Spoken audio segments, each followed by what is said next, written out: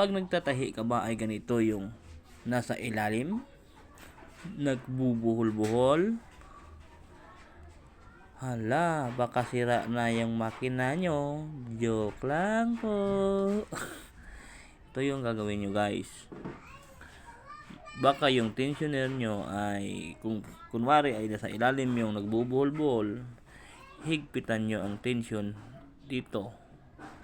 Katulad nito ng aking isang unit, dito rin na hinihigpitan. Higpitan nyo lang guys, saka subukan nyo. Kung sa baba, itaas naman yung nagbubuhol-buhol, ito yung higpitan nyo guys, yung bobbin. Balansin nyo, parehas sila dapat kahigpit para smooth ang pagtahi nyo guys. Ito yung tension. Tandaan, pag sa ilalim yung buhol-buhol,